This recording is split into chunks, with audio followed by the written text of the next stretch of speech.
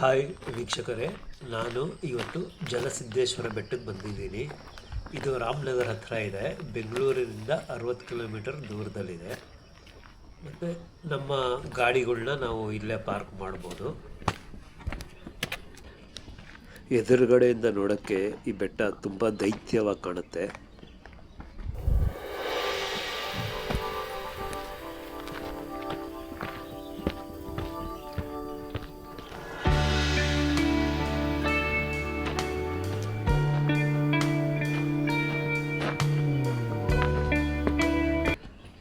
ನಾವು ಮುಂದೆ ಮೆಟ್ಲತ್ಕೊಂಡ್ಬಂದರೆ ಇಲ್ಲಿ ಒಂದು ಬಂಡೆ ಕೆಳಗಡೆ ಒಂದು ಸಣ್ಣ ಗುಡಿ ಇದೆ.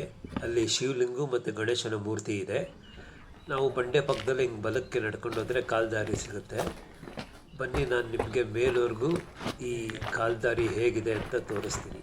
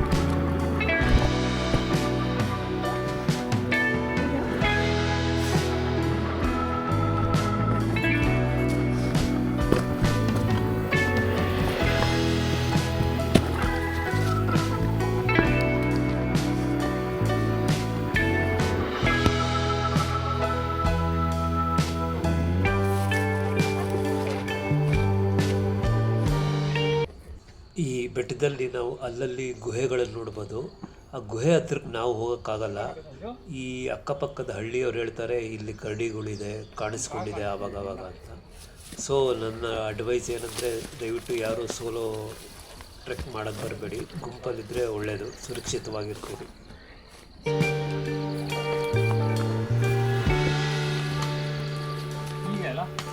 ಯಾ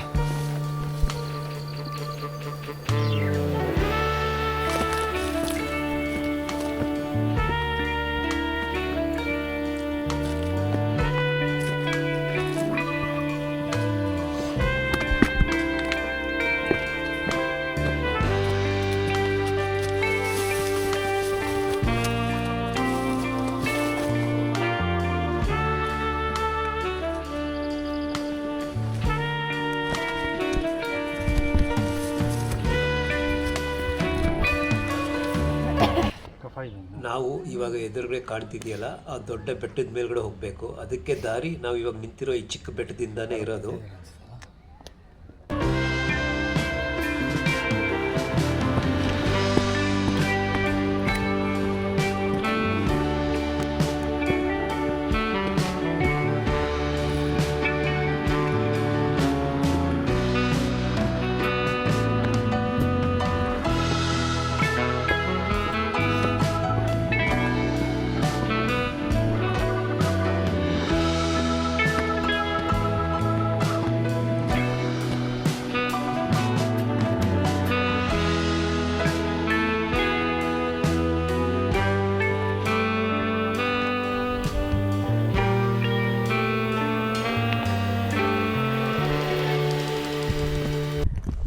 ಇಲ್ಲಿಂದ ನಮಗೆ ಸುತ್ತಲಿರುವ ಬೆಟ್ಟ ಗುಡ್ಡಗಳನ್ನು ನಾವು ನೋಡ್ಬೋದು.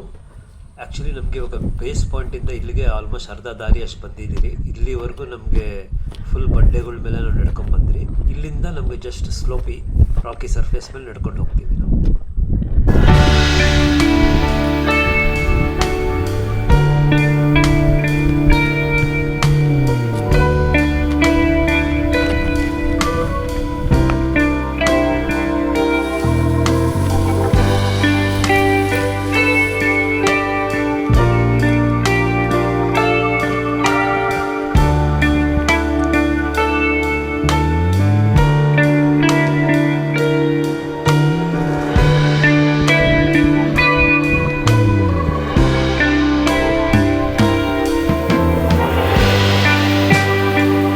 ಯಾರು ಆ ಕಡೆ ಇದ್ದಾರೆ.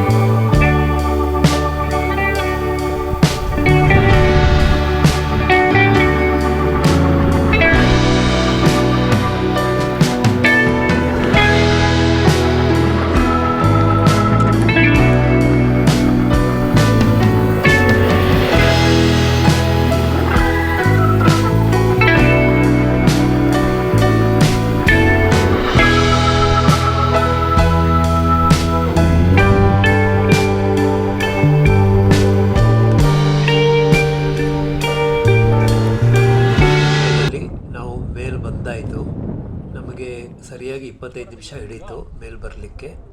ಈ ಟ್ರೆಕ್ನ ಡಿಸ್ಟೆನ್ಸ್ ಸ್ಟಾರ್ಟಿಂಗ್ ಪಾಯಿಂಟಿಂದ ಇಲ್ಲಿಗೆ 1 ಕಿಲೋಮೀಟ್ರ್ ಅಷ್ಟಿದೆ. ಮತ್ತು ಇದರ ಎಲಿವೇಶನ್ 2915 ಅಡಿ ಇದೆ. First half of the trek ಸ್ವಲ್ಪ ಮಾಡ್ರೇಟ್ ಡಿಫಿಕಲ್ಟಿ ಇದೆ. ಸೆಕೆಂಡ್ ಹಾಫ್ ಈಸಿಯಾಗಿದೆ. ವಯಸ್ಸಾದವ್ರಿಗೆ ಫಸ್ಟ್ ಹಾಫ್ ಸ್ವಲ್ಪ ಕಷ್ಟ ಅನ್ನಿಸ್ಬೋದು. ಮತ್ತು ನೀವು ಆದಷ್ಟು ಬೇಗ ಬಂದರೆ ಇಲ್ಲಿಂದ ಸನ್ರೈಸ್ ನೋಡೋಕ್ಕೆ ತುಂಬ ಸುಂದರವಾಗಿರುತ್ತೆ.